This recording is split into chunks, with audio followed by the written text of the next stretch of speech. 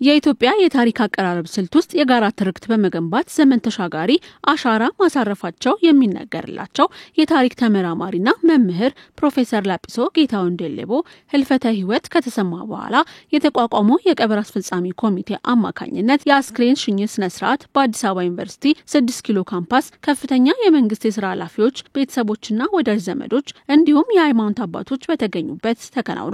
በሽኝት መርሃ ግብሩ የተገኙ ወዳጅ ዘመዶቻቸው የተሰማቸው ጥልቅ ሐዘን በመግለጽ የአበባ ጉንጉንም አበርክተዋል። ኢትዮጵያ ይህን መሰል አካታች የታሪክ አዘጋገብ ስፍራ እንዲያደላድል ወንዛችንም የሁሉም ገባሮቿን ቀለም እንዲኖራት የወል መልኳም ዳብሮና በልጽጎ ሰፍቶ እንዲዘገብ ፈር ካስቀመጡት ምሁራን መካከል ግንባር ቀደሙን ሰው ዛሬ እንሰናበታለን። የኢትዮጵያ ታሪክ ነባራዊ ሀቅ ከተገነዘቡበት እስከ ህልፈታቸው ድረስ የኢትዮጵያን ነጠላ የታሪክ ትርክት በመቃወም ብቻ ሳይሆን የተሟላና አካታች አድርገው በማቅረብ ረገድ በብዙ ደክመዋል። የኢትዮጵያን ህዝብና ብሔር ብሔረሰቦች ብዝሃንነት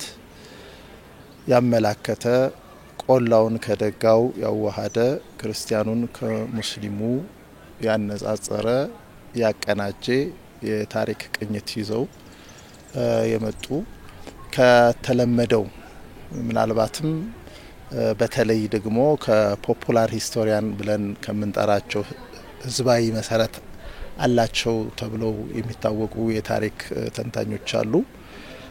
ከነሱ በተለየ መልኩ የአዲስ አበባ ዩኒቨርሲቲ ደግሞ ፕሮፌሽናል ከፍተኛ ሙያ ያላቸው ምሁራን የታሪክ ጸሐፊዎች ከያዙት አቋም አንፃር ይበልጡኑ ከሁለቱም ስኩል የወሰዱ ያቀናጁ የሁሉንም የታሪክ ትንተናና አቅጣጫ የሚጎድለው ነገር ምንድነው የሚለውን በማየት እሳቸው ሚናቸውን ከፍ ለማድረግ የቻሉ ታላቅ ምሁር ናቸው። እኛ በግላችን ቢላል ሀበሺ የሚባል አንድ ኮሚኒቲ አለን።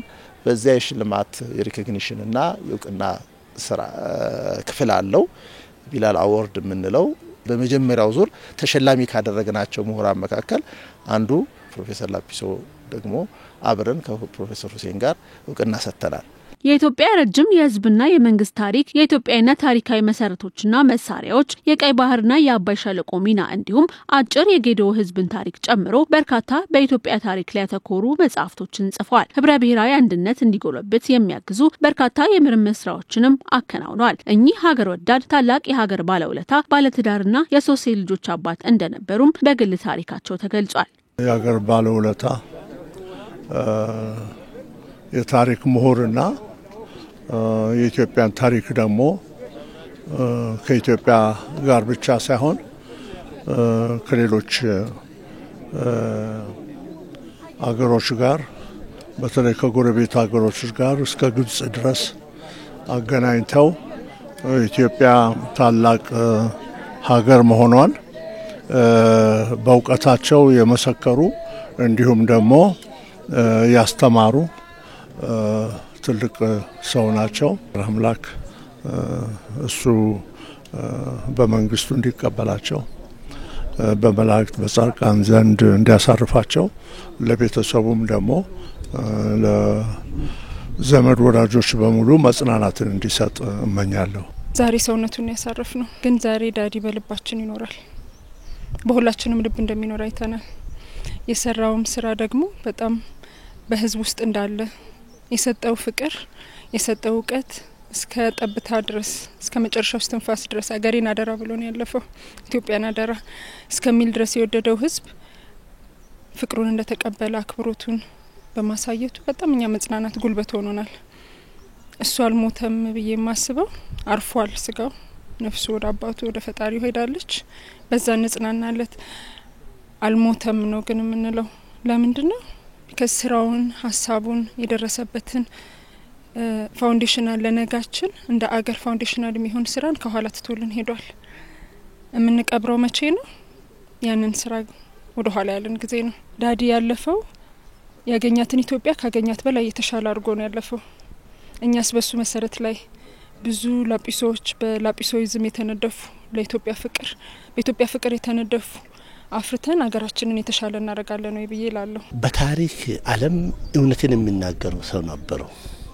በተለይ ታሪክን እኛ ማንንም ታሪክ ጻፍን ያልነው እናነባለን፣ አንብበን የተጻፈውን ነው የምንወስደው። እሳቸው በመጽሐፍ ውስጥ የማይደብቁ እውነትን የሚናገሩ እውነትን አልደብቅም የሚሉ እስካሁን በተጻፉ መጽሐፋቸውም ላይ ሰው ምን ይለኛል ያ ጎሳ ያ ብሔር ያ እንትን ነካኝ ይላል ሳይሉ የዛኛውንም መብት እንደጠበቁ በሰው እኩልነት የሚያምኑ በሰው በአገር አንድነት ፍጹምነት በወዛደርነት በውዝ ሰው ማደር ያለበት መሆኑን በእኩልነት ላይ ራሱን በራስ በመምራት በጋራ ታሪክ የሚሰራ ህዝብ እንጂ አንድ ኢንዲቪጁዋል አይደለም ብሎ የሚያምኑ ሰው በመሆናቸው በጣም ያ ነገር በልቤ ውስጥ ሰርጸዋል። የፕሮፌሰር ላጲሶ ጌታውን ዴለቦ የመጀመሪያ ደረጃ ትምህርታቸውን በቢቾ ሆሳና ሚሽን ትምህርት ቤት የሁለተኛ ደረጃ ትምህርታቸውን ደግሞ አዳማ በሚገኘው የአጼ ገላውዲዮስ ሁለተኛ ደረጃ ትምህርት ቤትና ባይብል አካዳሚ ተከታትለዋል። በፍልስፍናና በታሪክ ከመጀመሪያ ዲግሪ እስከ ዶክትሬት ዲግሪ ድረስ ትምህርታቸውን በአሜሪካ ሀገር በሚገኙ ዩኒቨርሲቲዎችም ተምረዋል። ታላቁ የታሪክ ምሁር ህልፈተ ህይወት ከተሰማ ከትናንት በስቲያ ጥቅምት 30 2018 ዓ.ም ነበረ። የኛ አንጋፋ ምሁር የቀብር ስነ ስርዓት በዛሬው ዕለት በጴጥሮስ ጳውሎስ ቤተክርስቲያንም ተፈጽሟል። እንግዲህ ይህ ዓለም ፍጹም ቤት አይደለም።